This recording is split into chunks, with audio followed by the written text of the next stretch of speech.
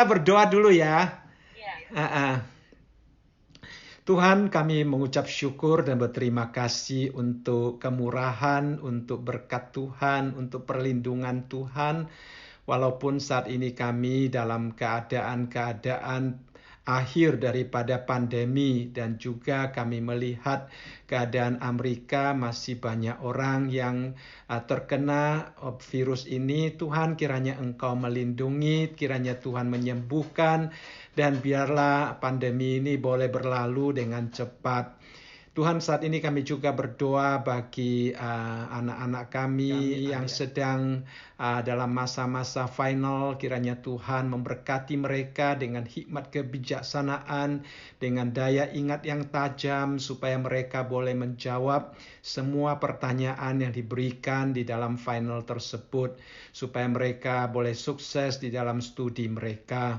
Tuhan, kami serahkan malam ini di mana kami bersama-sama akan mempelajari firman Tuhan. Kiranya Roh Kudus yang menerangi hati dan pikiran kami, sehingga kami dapat mengerti apa yang kami baca dan apa yang kami renungkan bersama-sama. Terpujilah namamu Bapa, di dalam nama Tuhan kami Yesus Kristus kami berdoa. Amin. Ya, hari ini kita akan memasuki pasal yang ke-13 ya. Ayat yang pertama sampai ayat yang ke-7. Baik, kita akan bersama-sama melihat ketujuh ayat ini pada hari ini. Ini merupakan satu bagian yang juga sangat penting, menunjukkan tentang keadaan kita sebagai warga negara yang baik di dalam dunia ini, ya. Nah, kita di dalam pasal yang ke-12 kita mempelajari tentang bagaimana kita mempersembahkan diri kepada Tuhan, kemudian kehidupan yang mempersembahkan diri dimanifestasikan melalui suatu kasih baik kepada saudara seiman kita maupun kasih kepada musuh kita. Dan kemudian di sini kita melihat bahwa sebagai warga negara kita harus mempunyai sikap yang benar terhadap pemerintahan yang ada, yang Tuhan percayakan untuk memimpin dan untuk berkuasa di dalam kehidupan kita berbangsa dan bernegara. Ya, jadi di dalam ayat yang pertama dikatakan tiap-tiap orang harus takluk kepada pemerintah yang di atasnya, sebab tidak ada pemerintah yang tidak berasal dari Allah, dan pemerintah-pemerintah yang ada ditetapkan oleh Allah.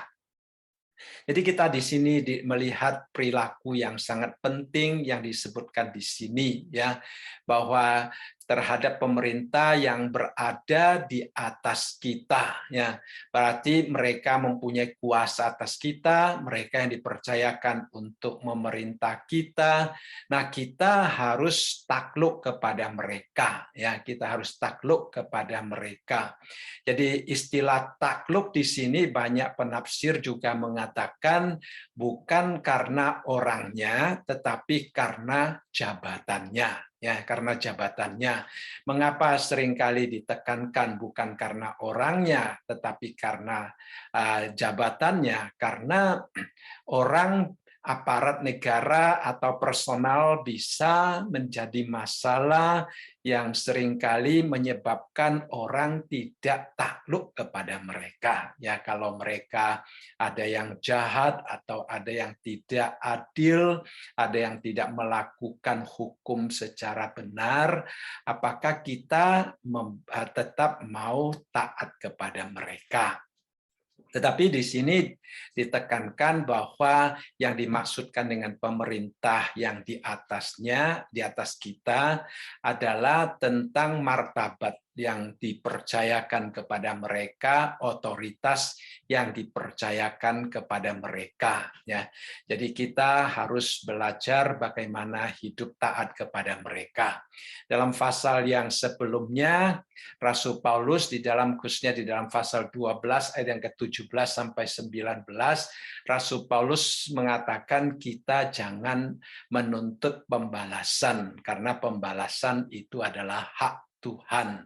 Nah, dalam bagian ini kita melihat Tuhan juga mengkaderkan, menyerahkan hak untuk menghakimi, untuk membalas kepada pemerintah sipil yang ada di atas kita. Sehingga di sini dikatakan bahwa tiap-tiap orang, kalau dikatakan di sini tiap-tiap orang berarti tidak ada kecualian, ya, setiap kita wajib untuk takluk kepada pemerintah yang ada di atas kita.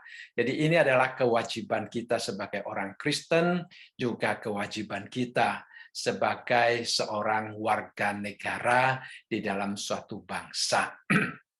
Nah, di sini kita juga menunjukkan bahwa ini adalah suatu perintah, tetapi juga merupakan suatu dorongan, ya, sehingga ada penafsir mengatakan ini adalah suatu sikap kita terhadap pemerintah yang kita lakukan dengan sukarela, bukan dengan terpaksa. Ya, kita tunduk kepada pemerintah selama hukum itu tidak bertentangan dengan norma-norma kekristenan. Karena kadang-kadang kita mendengar orang bertanya, ya, andai kata pemerintah meminta kita melakukan sesuatu yang bertentangan dengan iman kita, apakah kita tetap takluk kepada pemerintah yang demikian? Ya, nah, seorang hamba Tuhan yang bernama John Stott, dia pernah berkata demikian. Dia bilang prinsip utama sangat jelas, katanya. Kita harus taat sampai menaati pemerintah, tidak membuat kita memberontak terhadap Tuhan, katanya. Ya, jadi kalau seandainya pemerintah meminta kita memberontak terhadap Tuhan, atau pemerintah melarang kita melakukan sesuatu yang diharuskan Tuhan, atau menyuruh kita melakukan sesuatu yang dilarang oleh Tuhan, ya, karena kita kalau di negara-negara komunis, negara-negara yang menentang kekristenan, ya, mereka menentang kita melakukan apa yang Tuhan minta, mereka menyuruh kita melakukan apa yang Tuhan larang, ya. Nah, dikatakan di situ kalau sampai terjadi demikian, kita sebagai orang Kristen, dia katakan boleh melawan, tidak menurut dan tidak menaati mereka supaya kita tetap taat kepada Tuhan. Jadi memang kita di sini dikatakan kita harus takluk kepada pemerintah, tetapi dengan catatan bahwa pemerintah itu adalah datangnya dari Allah. Kita melihat di dalam ayat ini, ya. Jadi kalau pemerintah berasal dari Allah, seharusnya garisnya itu yang paling tinggi adalah Allah, baru pemerintah. Kalau terjadi suatu konflik antara otoritas Allah dengan otoritas pemerintah sipil, maka yang lebih berotoritas, yang harus kita dengar, yang harus kita ikuti adalah otoritasnya Allah, bukan otoritas pemerintah sipil yang sedang kita hadapi ini.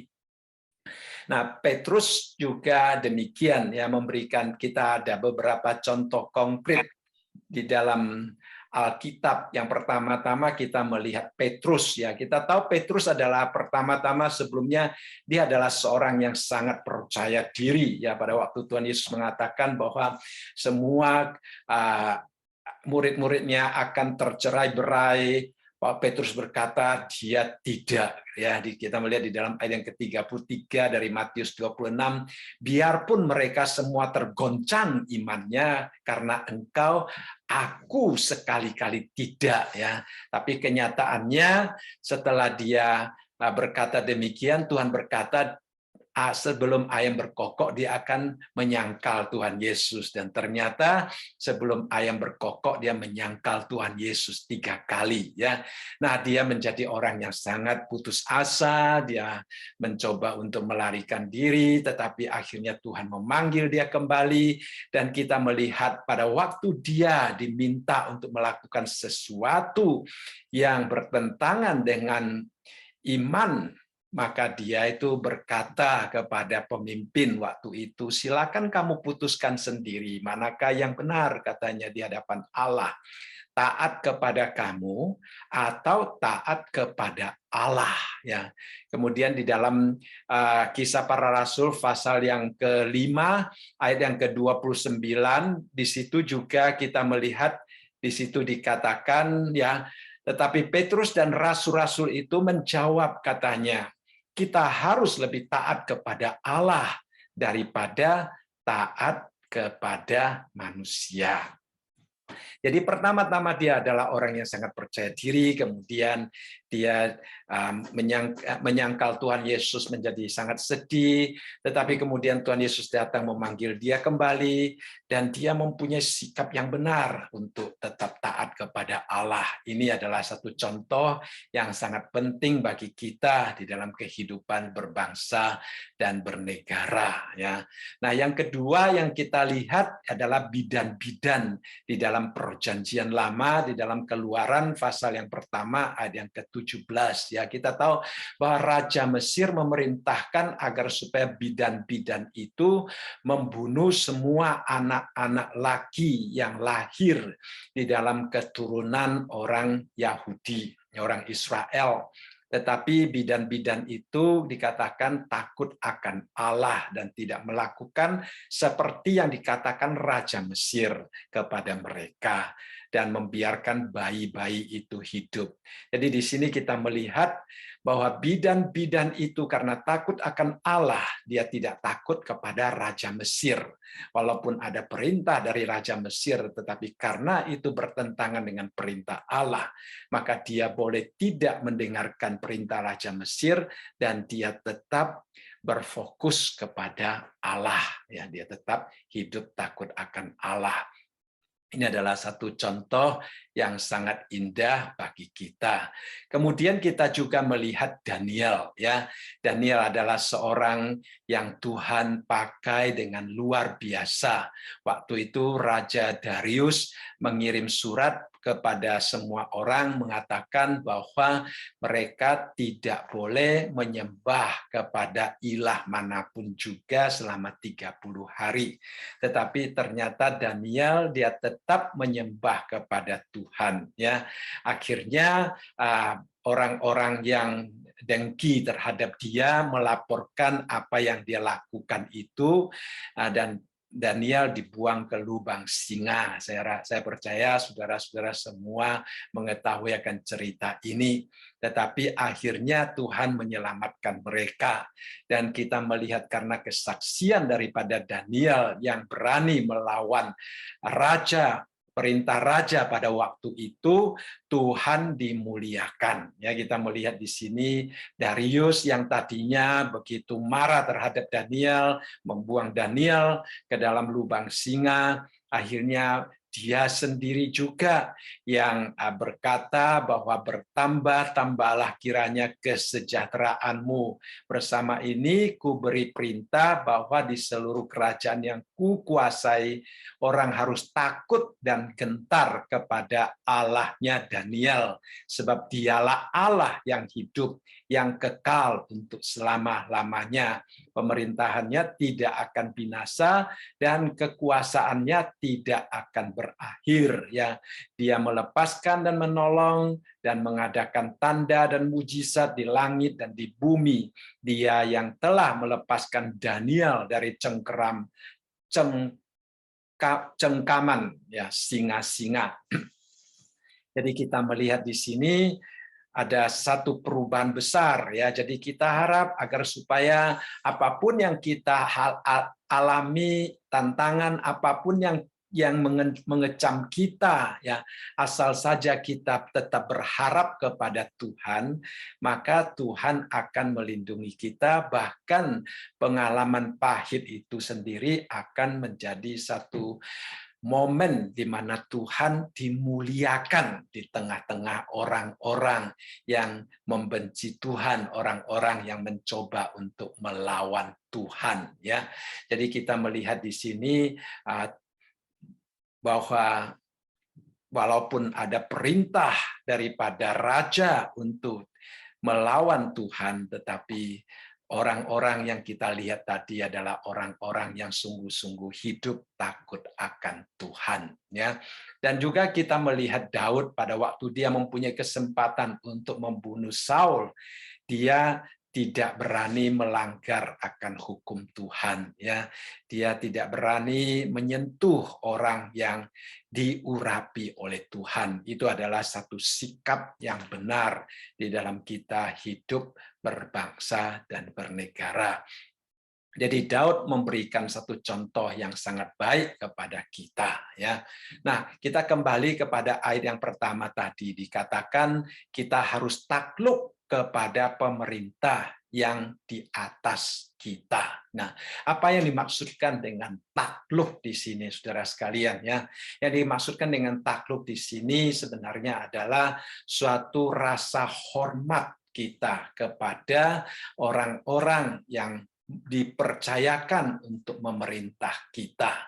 Di dalam Pengkhotbah pasal yang ke-10 ayat yang ke-20 di situ dikatakan janganlah engkau mengutuki raja, ya.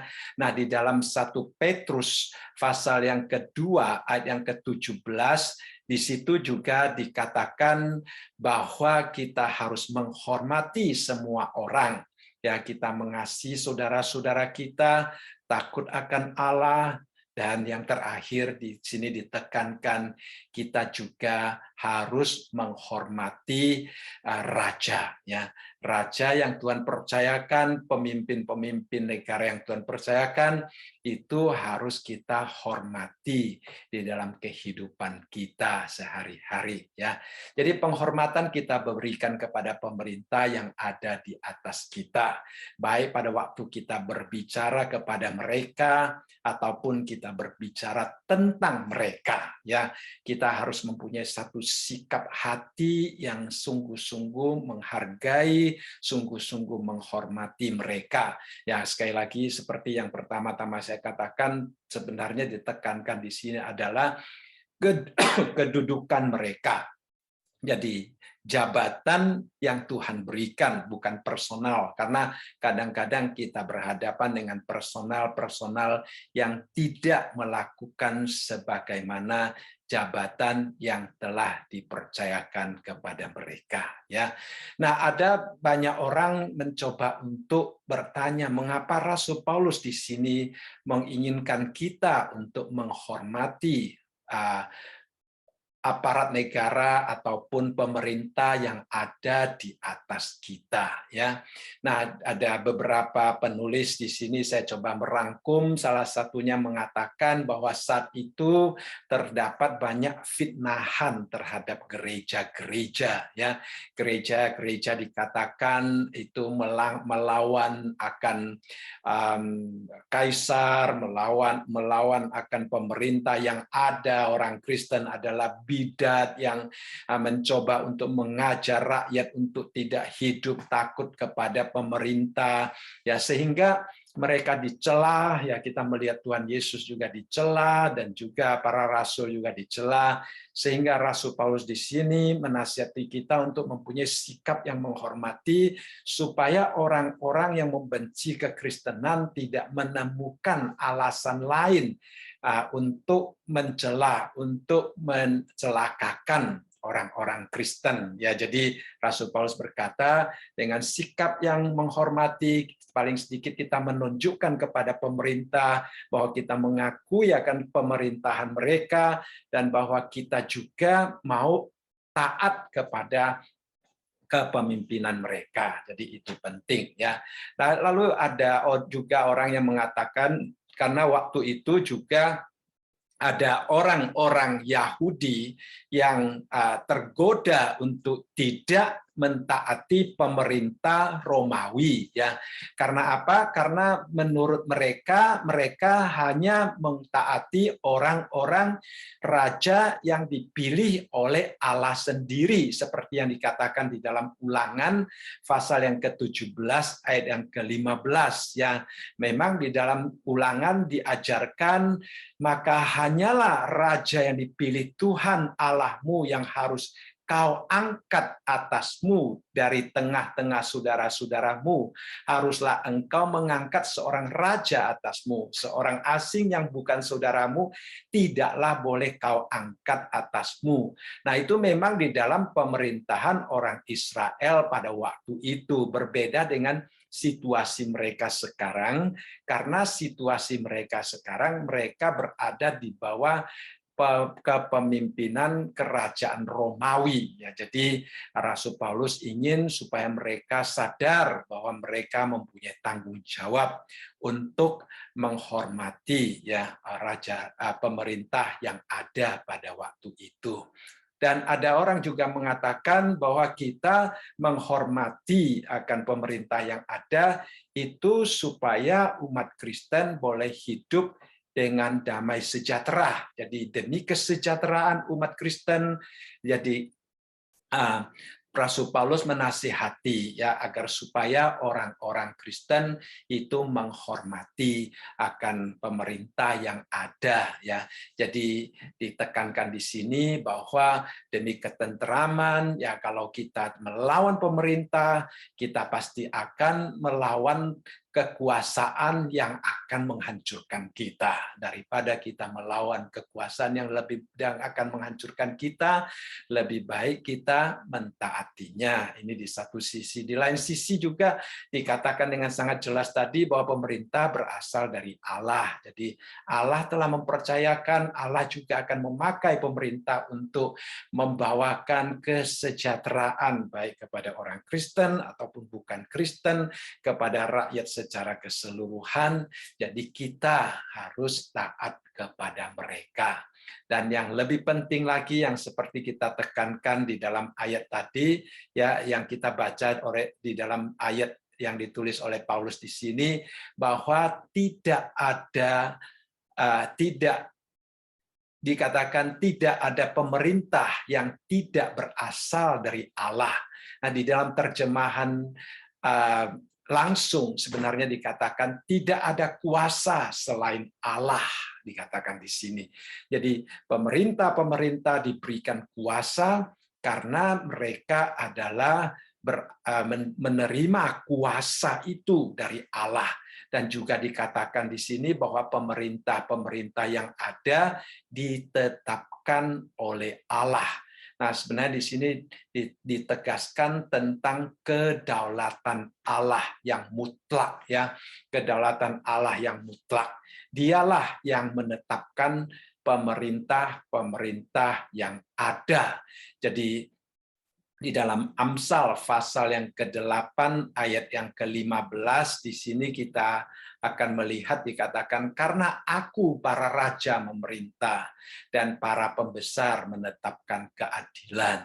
Berarti raja maupun pembesar itu menerima akan kuasa untuk memerintah dari Allah ya. Jadi di dalam Daniel pasal yang ke-4 ayat yang ke-17 di situ kita juga melihat dikatakan titah ini adalah menurut putusan para penjaga, dan hal itu menurut perkataan orang-orang kudus, supaya orang-orang yang hidup tahu bahwa yang maha kuasa, yang maha tinggi ya, yang maha tinggi adalah Tuhan sendiri, berkuasa atas kerajaan manusia dan memberikan kepada siapa yang dikehendakinya. Ini pengakuan daripada Raja Nebukadnezar sendiri bahwa yang maha tinggi, yaitu Tuhan sendirilah yang berkuasa atas kerajaan manusia.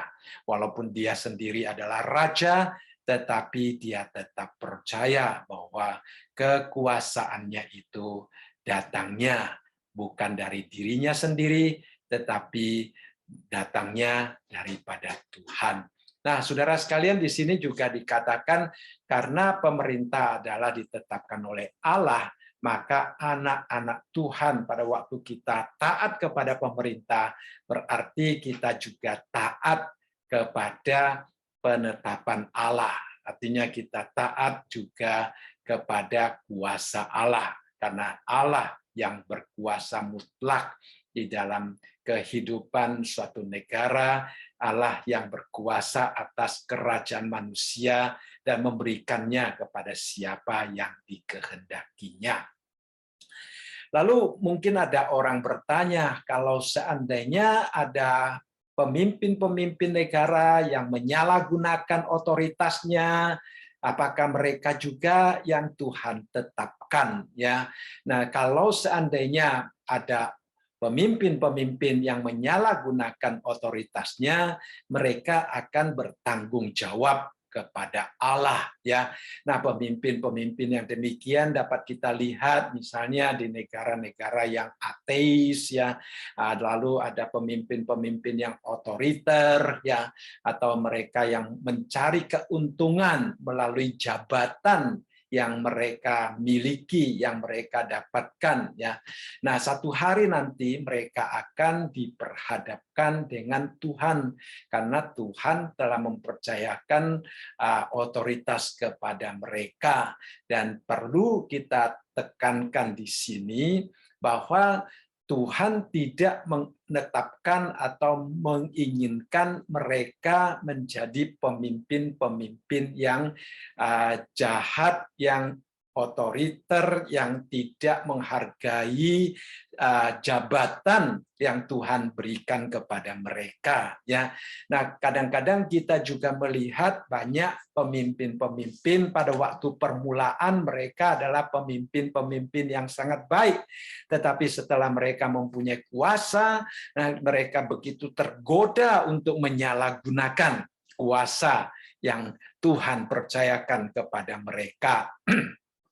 Seperti pada waktu zaman Paulus, kita tahu waktu itu Nero adalah raja yang sangat jahat, ya. Tetapi dia sebenarnya dikatakan pada awal pemerintahannya dia di bawah pengaruh daripada ibunya. Dia banyak penulis, banyak sejarawan mereka mengatakan pada awal-awal pemerintahan Raja Nero itu merupakan satu masa-masa yang sangat baik juga, pemerintahan yang baik, ya. Tetapi setelah dia begitu berkuasa, akhirnya dia menjadi raja yang brutal, ya. Nah, itu karena kekuasaan yang menggoda. Jadi kita melihat banyak sekali pemimpin pada waktu awal mungkin mereka baik, ya, tetapi pada akhirnya mereka menyalahgunakan, termasuk Saul, saudara sekalian, ya. Pada waktu pertama Tuhan memilih dia juga memimpin dengan baik, tetapi akhirnya dia tidak mendengarkan Tuhan. Jadi kalau ada perebutan kekuasaan atau penyalahgunaan kekuasaan terjadi, itu sebenarnya bukan berasal dari Allah, karena dia bukanlah pencipta kekacauan, tetapi Tuhan berikan kuasa kepada mereka, dan kuasa itu sendiri bisa menjadi satu godaan, bisa menjadi satu stimulasi yang mendorong, yang menggodai orang untuk berbuat dosa. Jadi itu adalah akibat daripada keadaan manusia yang tidak mampu untuk melawan godaan kekuasaan itu, akhirnya mereka menjadi pemimpin-pemimpin yang tidak sesuai dengan panggilan Allah kepada mereka, ya. Nah, itu terjadi di dalam sejarah manusia, dan banyak sekali yang kita lihat terjadi di dalam sejarah manusia yang sangat menyesalkan, ya, saudara sekalian. Nah, para penguasa yang paling tidak adil dan menindas di dunia, mereka sebenarnya tidak mempunyai kekuatan mereka sendiri, ya. Mereka sebenarnya tetap bersandar kepada Tuhan, dan Tuhanlah yang satu hari akan mengambil keputusan apakah mau menggantikan dia ataupun tetap mengizinkan sesuatu terjadi, karena sebagai orang Kristen kita percaya bahwa segala sesuatu terjadi untuk mendatangkan kebaikan, bahkan terhadap raja-raja yang sangat jahat sekalipun. pun, ya. Karena dengan sangat jelas bahwa kuasa mereka, walaupun mereka boleh berbuat jahat, tetapi kuasa itu bukan datang dari mereka. Kita tahu Tuhan Yesus menjawab Pilatus, dia mengatakan, engkau tidak mempunyai kuasa apapun terhadap aku jika kuasa itu tidak diberikan kepadamu dari atas. Sebab itu dia yang menyerahkan aku kepadamu lebih besar dosanya. Nah, Tuhan Yesus sendiri dia tahu jelas bahwa Pilatus tidak mempunyai kuasa, tetapi saat itu Pilatus mempunyai kuasa secara sipil untuk memutuskan apakah Tuhan Yesus disalibkan atau tidak, ya. Tetapi Tuhan Yesus dengan sangat jelas mengatakan bahwa itu bukan kuasa daripada dia, dari Pilatus, ya. Itu adalah kuasa yang datangnya daripada Allah. Berarti Allah mengizinkan, ya, Allah mengizinkan. Jadi walaupun Pilatus itu tidak menjadi satu raja yang adil, tetapi Tuhan tetap mengizinkan hal itu terjadi. Nah, jadi penggenapan akan rencana Tuhan akan terjadi melalui Pilatus juga, ya. Sehingga kalau kita melihat di dalam pengakuan iman kita, nama Pilatus disebut-sebut di sepanjang sejarah, ya. Nah, itu untuk menunjukkan bahwa kejadian penyaliban Tuhan Yesus itu merupakan sesuatu fakta sejarah yang sungguh-sungguh terjadi di dalam dunia ini, ya, sehingga nama Pilatus terus dibawa-bawa di dalam pengakuan iman kita untuk mengingatkan kita bahwa itu adalah sesuatu yang benar-benar terjadi. Jadi kita melihat Tuhan Yesus jawabannya menunjukkan bahwa Allah berdaulat. Nah, Allah boleh menyingkirkan Pilatus, tetapi Allah juga boleh mengizinkan Pilatus melakukan apa yang dia inginkan, tetapi ujung-ujungnya tetap melalui kejahatan-kejahatan manusia, nama Tuhan akan dimuliakan, ya, seperti yang terjadi pada Nebukadnezar, seperti juga yang terjadi pada Raja Darius, ya. Nah, itu juga terjadi pada Pilatus. Kalau bukan Pilatus yang tidak adil ini, mungkin Tuhan, kita tahu Tuhan mempunyai caranya, ya, tetapi mungkin harus menunggu orang lain lagi untuk menjatuhkan hukuman mati kepada Tuhan Yesus, ya. Nah, penggenapannya itu mungkin tertunda lagi.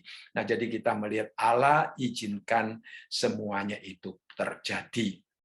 Nah, itu ditetapkan oleh Allah, tetapi juga diizinkan oleh Allah bahwa mereka menyimpang daripada perintah Allah.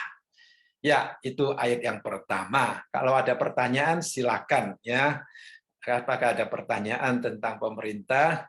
Kalau enggak, kita akan teruskan. Ya, ini semua tentang pemerintah hari ini. Ayat yang kedua dikatakan, sebab itu barang siapa melawan pemerintah, ia melawan ketetapan Allah. Dan siapa yang melakukannya akan mendatangkan hukuman atas dirinya. Nah, tentu di sini semua ini mengasumsikan bahwa pemerintah yang ada, yang berkuasa, itu menggunakan otoritas mereka sesuai dengan jabatan mereka. Ya, jadi mereka menggunakan otoritas mereka sesuai dengan jabatan mereka, sehingga mereka adalah pemerintah-pemerintah yang sejajar dengan otoritas Allah. Nah, dikatakan di sini kalau kita melawan pemerintah, berarti kita melawan ketetapan Allah. Sebaliknya, jika ada pemerintah yang menyalahgunakan otoritasnya, seperti yang juga kita bahas tadi, ya, kita tidak perlu takut kepada hukuman mereka, ya. Nah, asal saja kita dapat bertanggung jawab penuh kepada Allah di dalam kehidupan iman Kristiani kita. Nah, di sini juga kita melihat adanya satu kesejajaran antara taat kepada pemerintah dan taat kepada Allah. Ya, jadi itu adalah satu kesejajaran. Nah, dikatakan di sini kalau kita melawan pemerintah, berarti kita melawan ketetapan Allah. Karena apa? Karena Allah yang menetapkan. pemerintah. Jadi pejabat yang bertugas di pemerintahan adalah hamba Tuhan. Ya, kalau kita baca juga di dalam ayat yang keempat dan ayat yang keenam, di situ dikatakan mereka adalah pelayan Tuhan. Yang dimaksudkan dengan pelayan, yang dimaksudkan dengan penetapan Allah adalah mereka itu boleh mewakili Allah. Mereka seolah-olah seperti utusan Allah, ya, seperti di dalam satu gereja ada hamba Tuhan, di dalam satu negara ada pemerintahan yang Tuhan percayakan, yang Tuhan tetapkan untuk memimpin, untuk berkuasa atas orang-orang yang dipimpinnya di dalam negaranya. Jadi sebagai warga negara yang baik, kita harus taat, kita jangan melawan. Karena kalau kita melawan, artinya kita melawan akan ketetapan daripada Allah. Karena mereka adalah orang-orang yang ditetapkan oleh Allah. Ya. Nah, kalau seandainya saudara sekalian, ya, seandainya kita berhadapan dengan pemerintah yang tidak sesuai dengan ketetapan Allah, artinya pemerintah yang menjengkelkan atau pemerintah yang tidak menjalankan keadilan atau pemerintah yang menuntut kita atau mengajar kita untuk melakukan sesuatu yang bertentangan dengan iman kita, bagaimana seharusnya sikap kita? Apakah waktu kita melawan mereka, kita juga melawan ketetapan Allah?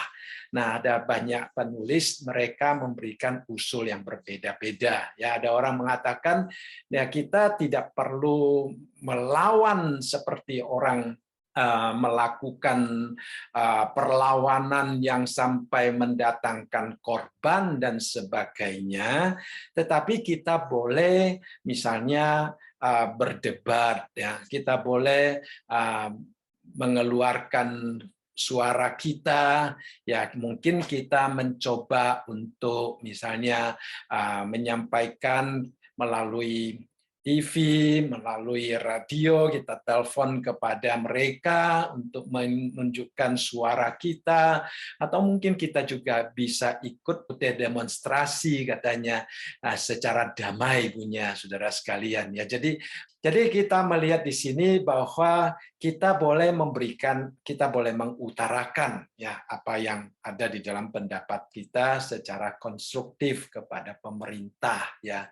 Yang seperti yang saya katakan tadi, mungkin kita boleh melalui media-media yang boleh juga menyampaikan suara-suara kita. Tetapi yang paling perlu kita ingat adalah jangan sampai kita menyampaikan dengan sikap yang sangat marah, ya, karena kadang-kadang kita dalam keadaan tidak senang akhirnya bisa juga menyampaikan sesuatu dengan marah, ya. Khususnya di dalam era informasi ini, ya, ada seorang pendeta di dalam tulisannya dia mengatakan kita di dalam masa internet, masa-masa informasi ini kita harus sangat berhati-hati untuk menyampaikan sesuatu yang kadang-kadang bisa disalahgunakan oleh orang lain, ya, kadang-kadang juga bisa mencelakakan kita. Apa yang kita katakan sebenarnya tidak yang kita maksudkan, tetapi dipakai orang untuk menyerang kita. Jadi dia katakan kita memang harus berhati-hati. Jadi kita tidak ingin akan sesuatu yang nantinya memang kita mempunyai maksud yang baik untuk menyampaikan sesuatu yang konstruktif untuk pemerintah, tetapi disalahgunakan dan akhirnya mendatangkan hukuman atas diri kita, yaitu juga sesuatu yang tidak Tuhan inginkan. Jadi kita selama pemerintah itu di bawah pimpinan Tuhan, ya, tidak meminta kita melakukan sesuatu yang bertentangan dengan iman kita, ya kita harus tidak melawan mereka, kita harus mendukung mereka, kita harus bekerja sama dengan mereka, bersama-sama kita membangun satu negara yang adil, yang makmur, yang sejahtera, yang menyenangkan Tuhan, yang diberkati oleh Tuhan, ya. Jadi itu adalah ayat yang kedua, bahwa barang siapa melawan pemerintah, yang melawan ketetapan Allah, dan siapa yang melakukannya akan mendatangkan hukuman atas dirinya. Artinya satu hari kita sebagai orang Kristen akan mempertanggungjawabkannya kepada Allah, dan juga kita akan menerima hukuman daripada pemerintah yang ada. Ya, itu adalah sesuatu yang tidak kita inginkan, ya.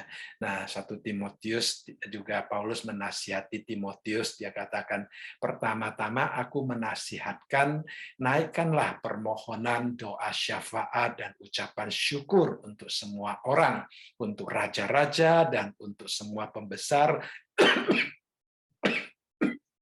maaf, keselek, agar kita dapat hidup tenang dan tenteram dalam segala kesalehan dan kehormatan. Jadi di sini kita sebagai orang Kristen, ya, salah satu tanggung jawab kita adalah menaikkan doa syafaat untuk pemimpin-pemimpin kita di dalam negara kita, ya. Kita mengucap syukur untuk mereka, dan juga kita mendoakan agar supaya mereka boleh menjadi pemimpin-pemimpin yang hidup takut akan Tuhan. Itu penting sekali, ya.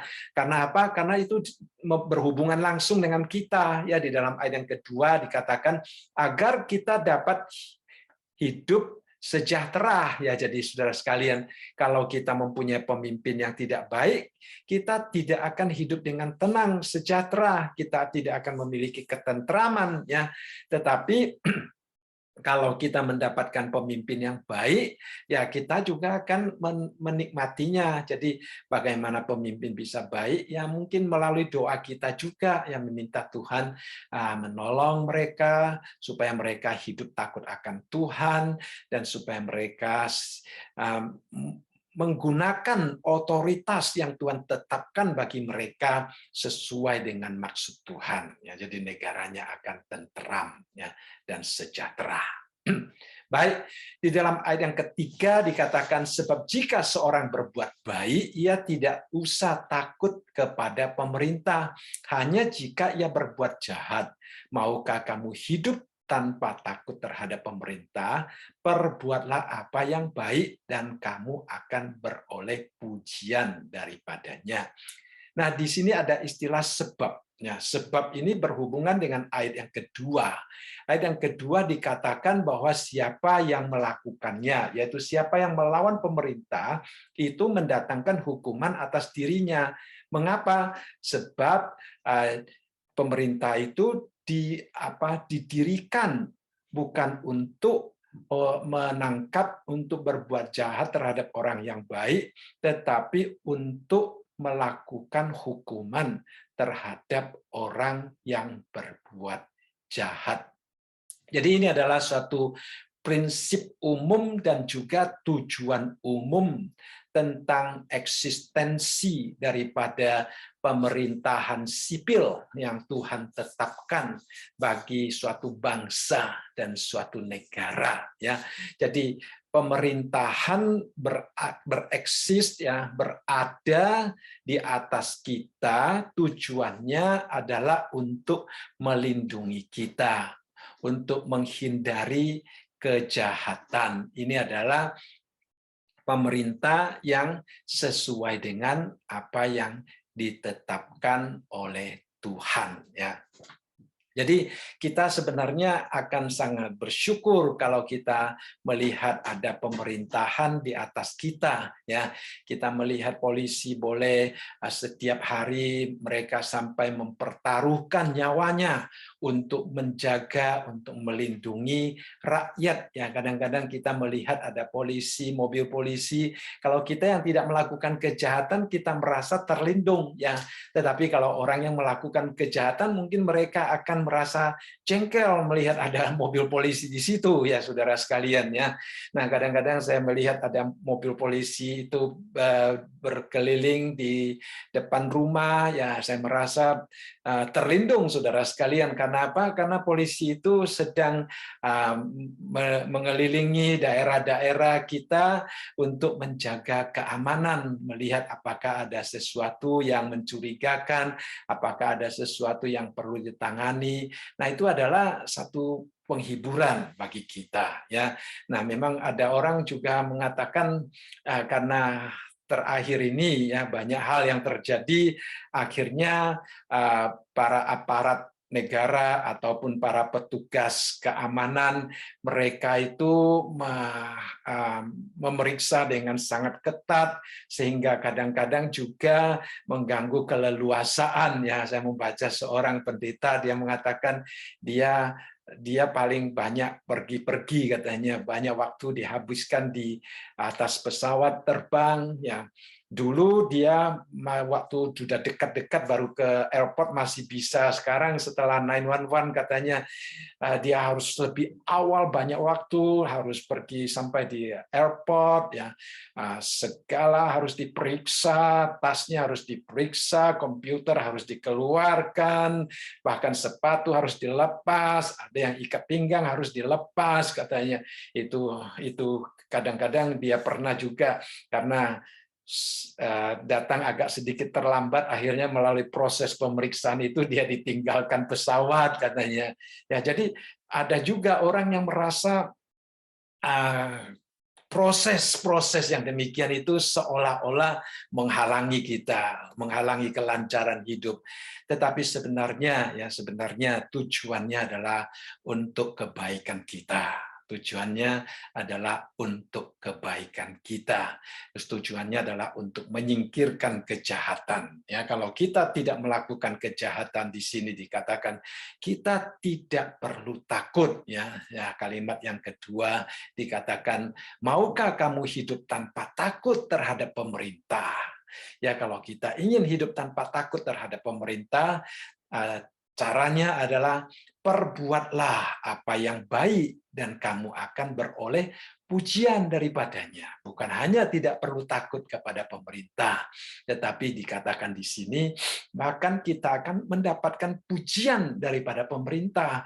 Karena apa? Karena perbuatan kita, karena kesaksian kita yang sejajar dengan apa yang Tuhan kehendaki. Kalau kehidupan kesaksian kita sejajar dengan apa yang Tuhan kehendaki, pemerintah yang sejajar dengan apa yang ditetapkan oleh Tuhan, maka kehidupan kita itu sesuai dengan tuntutan pemerintah. Itu menjadi satu kesaksian yang indah bagi dunia ini. Jadi di sini satu hal yang penting ya. Jadi kita belajar satu hal yang sangat penting, bahwa pemerintah adalah institusi sipil yang ditetapkan oleh Allah untuk berkuasa atas manusia, untuk berkuasa atas negaranya. Tujuannya adalah untuk menangkap orang jahat, untuk menyingkirkan kejahatan. Jadi kita kalau berbuat baik, kita tidak perlu takut kepada mereka, tetapi kita juga boleh menjadi pendukung bagi mereka. Lalu di dalam ayat yang keempat juga kembali di situ ada satu istilah karena, ya sama dengan sebab tadi. Dikatakan karena pemerintah adalah hamba Allah untuk kebaikanmu. Nah, kalimat ini sangat penting saudara sekalian ya. Kita melihat di sini pemerintah adalah hamba Allah untuk kebaikan kita bersama ya. Tetapi jika engkau berbuat jahat, nah takutlah akan dia, karena tidak percuma pemerintah menyandang pedang. Pemerintah adalah hamba Allah untuk membalaskan murka Allah atas mereka yang berbuat jahat. Kembali tadi di dalam awal daripada Bible study kita, tadi saya katakan di dalam pasal sebelumnya, Tuhan tidak ingin kita membalas dendam, ya. Tuhan tidak ingin kita menghakimi. Tuhan mengatakan pembalasan adalah haknya Tuhan, ya. Pembalasan adalah otoritasnya Tuhan. Lalu di sini kita melihat Tuhan pada hari terakhir di atas takhta yang putih akan membalas setiap orang, tetapi selama di dalam dunia ini Tuhan juga akan memakai pemerintah-pemerintah untuk membalaskan murkanya, untuk menyatakan murkanya. Jadi di dalam pasal yang ke-12 dikatakan kita memberikan tempat kepada murka Allah, dan murka Allah juga bisa dimanifestasikan, dinyatakan melalui pemerintah yang ada. Karena di sini dikatakan bahwa pemerintah itu adalah hamba Tuhan, ya. Pemerintah adalah hamba Tuhan, dan dikatakan di sini bahwa tidak percuma pemerintah menyandang pedang, ya. Artinya mereka mempunyai kuasa untuk menghakimi, mereka juga mempunyai kuasa untuk menghukum, mereka juga mempunyai kuasa untuk menyatakan murka Allah kepada orang-orang yang berbuat jahat. Jadi di sini kita melihat ada beberapa prinsip yang sangat penting sebagai orang Kristen. Pertama, kita berlindung di bawah penghakiman Allah yang adil. Ya, dia adalah Raja yang damai, dia yang membawakan damai ke dalam dunia ini. Dia juga menunjukkan kasih karunia-Nya kepada kita. Ya, nah, tetapi Allah juga menggunakan institusi sipil, yaitu pemerintahan, untuk melindungi kita orang-orang Kristen, ya. Jadi sikap yang benar kita adalah jangan kita memusuhi pemerintah, ya, jangan kita memusuhi sistem politik. Nah, mungkin memang ada segelintir pejabat yang tidak baik, tetapi mungkin sistem politiknya itu tidak cacat. Yang cacat adalah orang yang menjalankannya. Jadi kadang-kadang kita harus berhati-hati, jangan sampai karena sekelompok orang kecil yang menyalahgunakan jabatan yang Tuhan percayakan, hanya kita membenci ya ke suatu pemerintahan, itu juga tidak baik, ya, itu juga tidak baik. Jadi sikap kita menghormati, kita takluk kepada mereka, kita menjalankan apa yang Tuhan inginkan kepada kita sebagai seorang warga yang baik di dalam pemerintahan, ya. Karena kita juga diingatkan bahwa pemerintah juga diberikan kuasa untuk menyatakan pembalasan murka Allah. Jadi kita harus hati-hati, ya. Lalu di dalam ayat yang kelima dikatakan sebab itu perlu kita menaklukkan diri bukan saja oleh karena kemurkaan Allah, tetapi juga oleh karena suara hati kita. Nah, di sini istilah menaklukkan diri dengan takluk di dalam ayat yang pertama itu adalah dalam kata yang sama, dalam arti yang sama, tetapi penggunaannya berbeda. Ya. Nah, di dalam ayat yang pertama itu bersifat pasif. Ya, kita harus takluk, ada kuasa yang luar itu menguasai kita, sehingga kita harus takluk kepada pemerintah.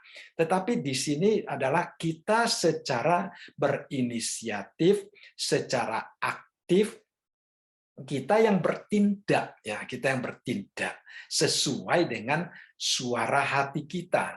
Artinya suara hati kita dipimpin oleh Roh Kudus, kita mempunyai hati yang mengasihi Allah, sehingga kita melakukan sikap hormat terhadap pemerintah, bukan karena kuasanya, bukan karena Allah bisa bermurka kepada kita kalau kita tidak takluk kepada pemerintah, bukan karena kalau kita melawan pemerintah, kita akan juga melawan Allah dan menerima hukuman, bukan karena takut kepada hukuman.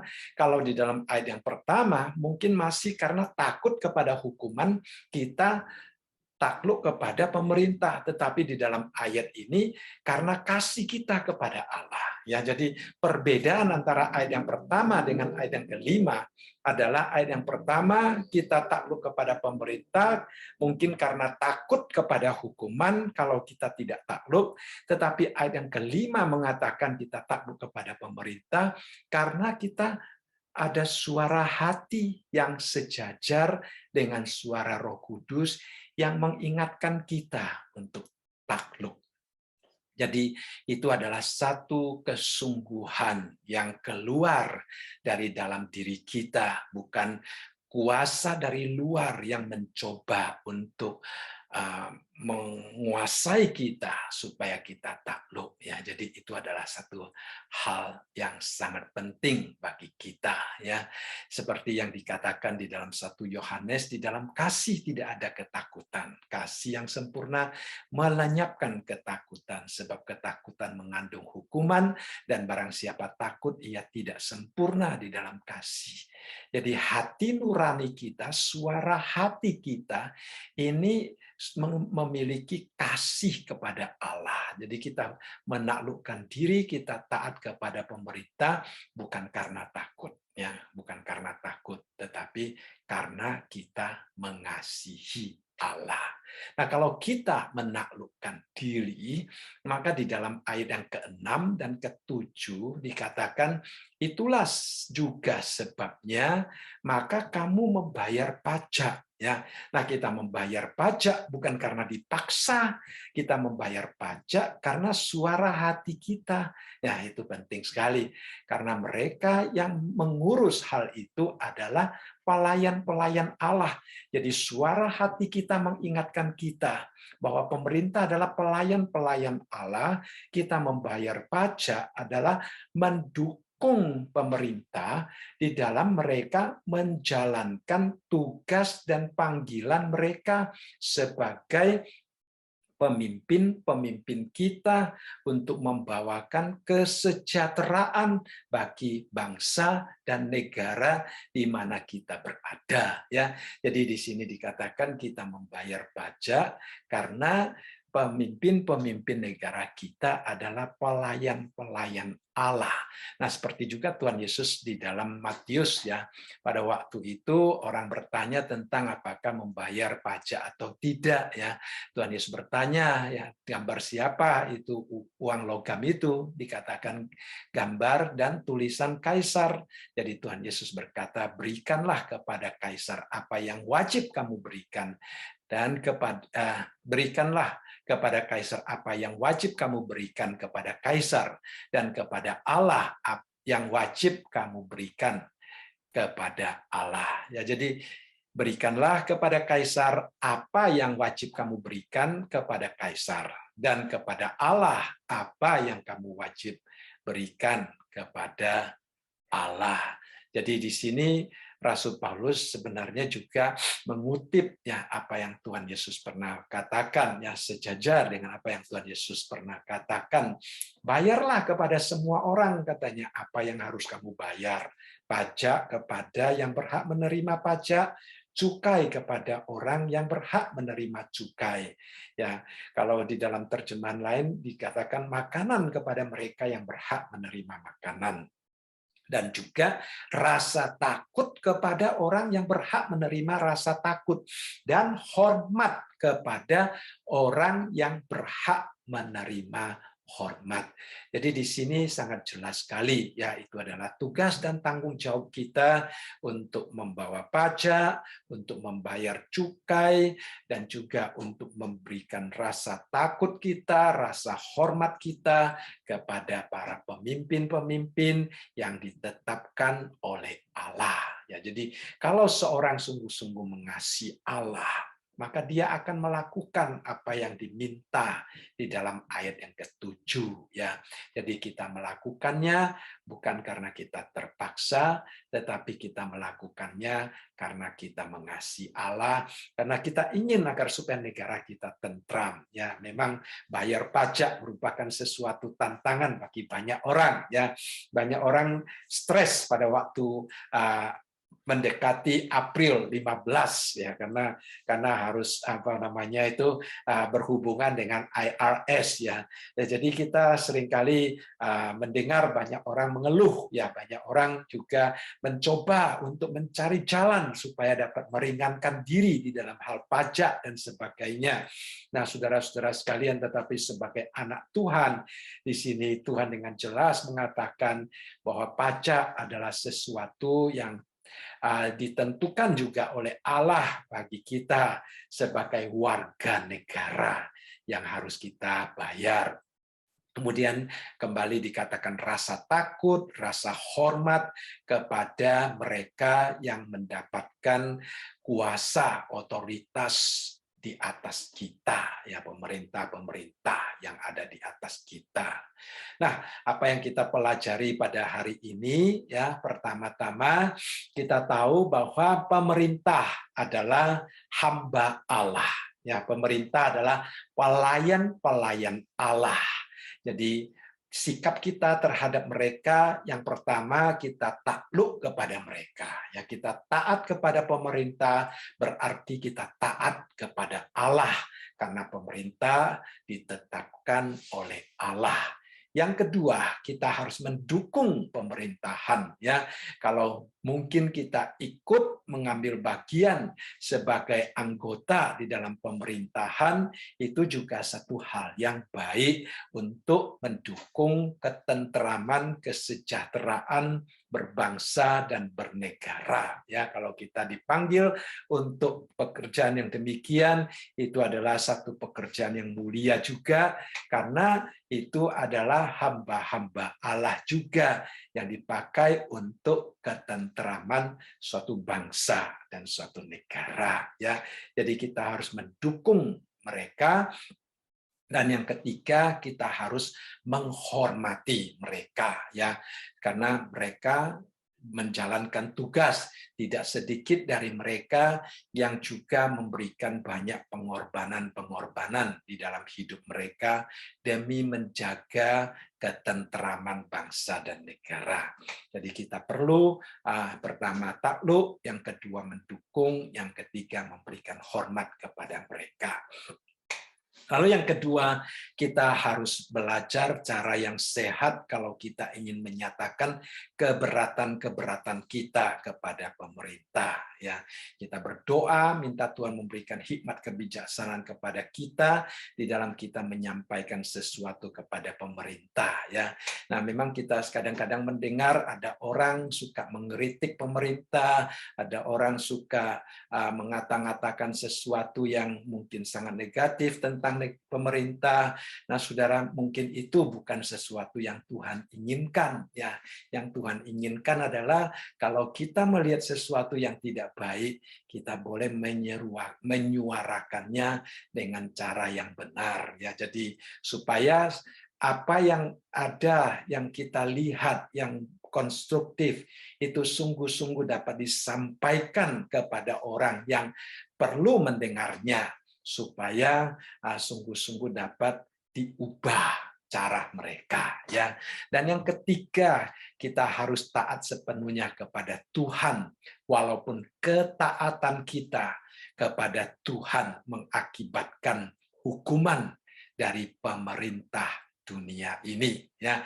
Jadi kalau seandainya dunia meminta kita melakukan sesuatu tetapi bertentangan dengan apa yang Tuhan inginkan, dan kalau kita tidak mendengarkan permintaan pemerintahan dunia, lalu kita akan dihukum, kita tetap akan mempersiapkan diri untuk menerima hukuman ya. Kita harus tetap mempersiapkan diri menerima hukuman. Jadi itu yang menjadi panggilan kita sebagai anak-anak Tuhan, sebagai hamba-hamba Tuhan, ya.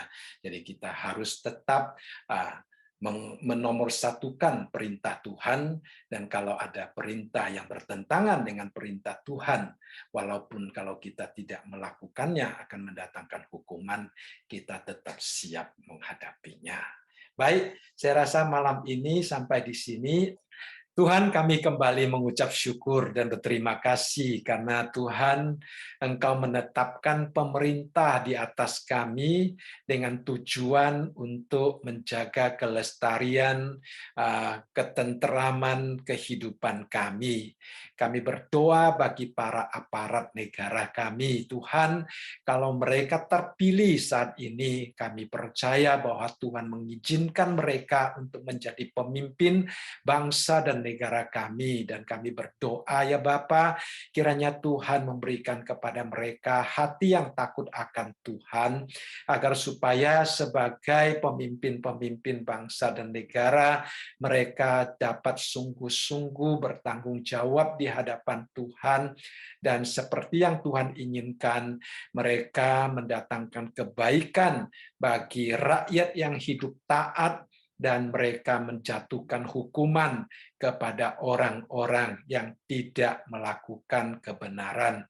Tuhan, kiranya Engkau menolong agar supaya para pemimpin-pemimpin negara mereka tidak mengutamakan keuntungan pribadi, tetapi keuntungan rakyat, keuntungan bangsa dan negara.